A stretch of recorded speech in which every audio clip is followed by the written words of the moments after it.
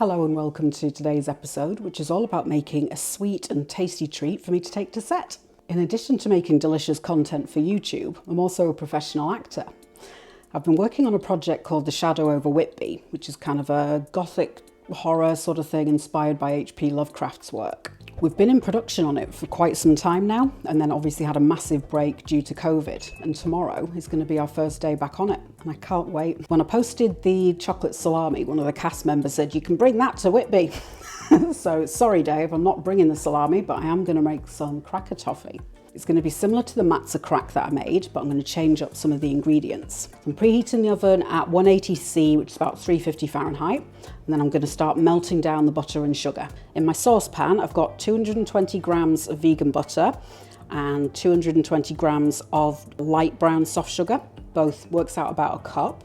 So I'm going to start that heating through. Got that warming on a 4, mine goes up to 9. I just want a gentle kind of heat. I don't want anything too aggressive so it burns it. In the last one, I did dark brown sugar, so I thought it'd be good to try it with the light sugar for this one. I've been thinking through ideas of what other flavours I could try in this. And I used to get these crackers that were rosemary and sea salt, and I thought, oh, I'll do that and then maybe do some kind of lemon zest on the top.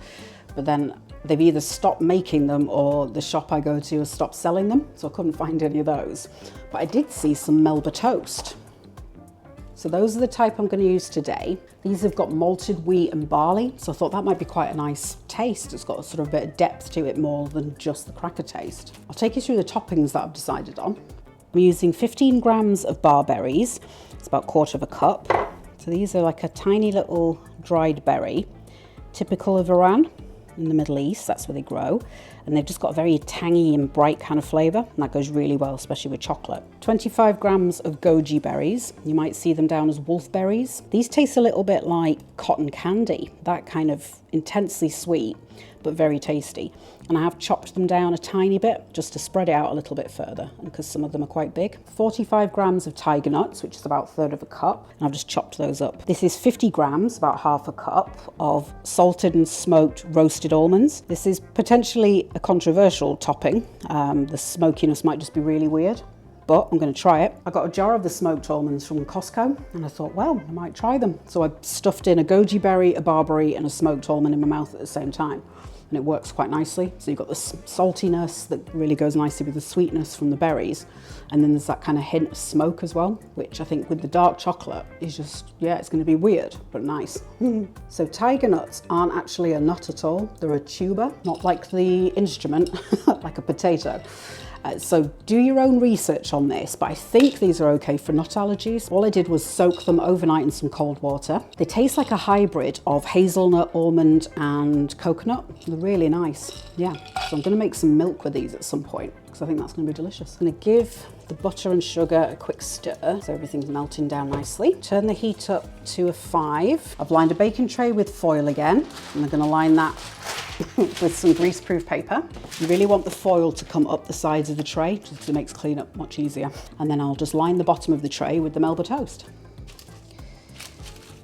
If you need to cut them, these Melba toasts seem to cut very easily with a knife. They cut nice and cleanly. I want to get everything wedged in. I can feel it's a little bit grainy on the bottom. Going in with a whisk and just making sure there's no kind of grainy bits on the bottom. And then once that comes up to the boil, I need to boil it for about 3 minutes. Yeah, so I'll start my timer. Just give it a whisk every now and then. Just make sure it doesn't burn on the bottom or anything. Just keep stirring it. You can see it starts thickening up really nicely. So once it's had its 3 minutes, give it a good final whisk. And then we're going to pour it over the crackers. I've got the whole tray filled. These ones I just had to slice off a bit at the bottom, but it does slice very easily. And then just pour it over. Then I'm just going to go over with a spatula, poke everything down, make sure everything's submerged in toffee. If there's any stubborn ones, just kind of jam them in. Make them submit to your will. I'm going to slide this into the oven for about 8 to 10 minutes. So I've got that on the middle shelf. I'm going to cover the top in chocolate. Last time I used a knife to chop it all down, it took ages. I'm going to do it in the food processor. I've got 2 100 grams of dark chocolate that's minimum 44% cocoa solids. And then I've got 100 gram of this absolute black, which is like 100%. I don't like this eating it on its own as a chocolate, but in cooking it's great. So I think mixed in with the kind of lighter one. It's going to be delicious. Do the chocolate, I've just kind of wedged it in the funnel a bit. We'll have a peek through the oven door, see what it's doing. Bubbling deliciously, looking incredible. Chocolate's all grated up. I had like 50 grams left over from the last lot, so I've put that in. That's why there's some bigger bits on there as well, but it'll be fine. It'll all melt together. So now I've just got to wait another 30 seconds and I can pull it out. Be very, very careful with this because it's going to be roasting hot. Watch your fingers, especially if there's any little ones helping you out with this. I'm just going to spoon the chocolate over. What I should have done, and I forgot, was push everything down with a spatula, just to get everything flat. I knew there was something I was forgetting. You want a somewhat even layer of chocolate if you can. If you can't, don't worry about it. You just have to have people fight over the best piece. Like a death match. Everything's covered in chocolate now. So I'm just going to put it back in the oven for about a minute just to melt those bigger bits. Then I'm going to set up a wire rack so that it can cool on top of that. Like I did for the other one, I'm going to sprinkle over some flaked sea salt as well. Not quite as much as I did last time probably, because the almonds are salty. Once the bigger pieces have melted, I'm going to smooth it with a palette knife with a turned handle, a cranked handle. I'm just going to smear everything down. Now it's time for the toppings. I'm going to take that from my hand, but I probably won't put that amount on. Just sprinkle the sea salt, kind of scrunch it a little bit as you're sprinkling. Once the chocolate's out of the oven, you do need to move a little bit quickly, but you know, make sure you're safe, make sure you're not rushing too much and you burn your fingers. Sprinkle on the barberries. I don't know if I'm going to use all of what I've chosen, but we'll see. Goji berries. And the tiger nuts. Yeah, I definitely won't need that many tiger nuts, but that's okay. They can go in my granola. And then the smoky almonds.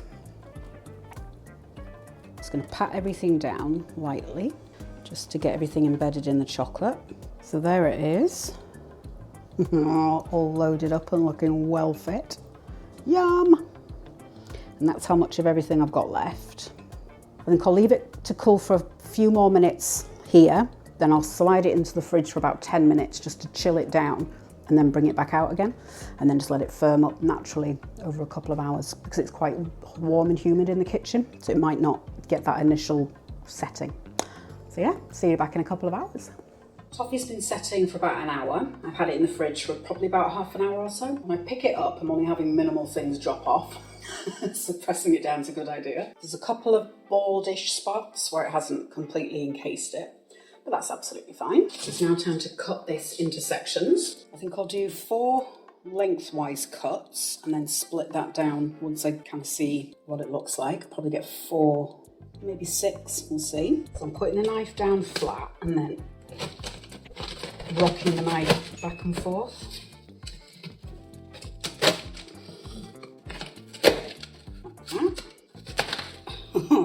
This one's not splitting quite as easily as the Matzo one did. So that's got 4 lines running down the length of it. And then, yeah, I think I'll do into 3. Yeah, into 6, I should say. 4 divided up there. Yeah, it's definitely not cutting as neatly as the other one did. The only thing I've done differently is the sugar. I'm not so au fait with sugar, so I'm not exactly sure what's happened, but there must be something in the dark brown soft sugar that's responded differently to the way I've done this one. There's the underside of it. It's all glistening. Do be mindful that it's quite greasy on the bottom. And have a try of it, see what it's like.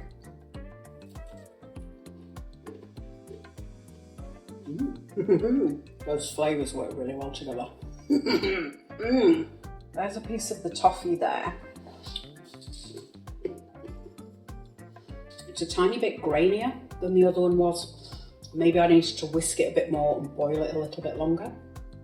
But it's set, you know, it's fine and it tastes great. There's lots of great variety in all the different textures. You've got the kind of crunch from the cracker, and then the toffee is a bit chewy to start with, but then starts breaking down into a caramel. And you've got a nice bit of chew from the dried fruits. The almonds are very crunchy and kind of hard. The tiger nuts are slightly less crunchy, but they've still got really nice chew to them. I had thought about making the toffee salted, you know, like a salted caramel kind of flavour, but thought because I'm making it for a lot of other people. I thought best go more slightly safe in terms of flavour. But if you wanted to do it, I'd go maybe half a teaspoon of sea salt, ideally, rather than the kind of, the cheaper salt that you can get. You could try mixing in 1/4 of a teaspoon as it's bubbling away. Takes a spoonful of it out, let that cool down a bit. Don't put it straight in your mouth because it's going to be really hot. See what the flavour's like and then add a bit more if it needs it. Yeah, I think that would be delicious. But yeah, I just thought I'd best play it kind of safe because I went a bit wilder on the top. So I just didn't want people to be like, oh, that's disgusting. Although that would have left me with lots of it because I quite like the salty caramel sort of thing.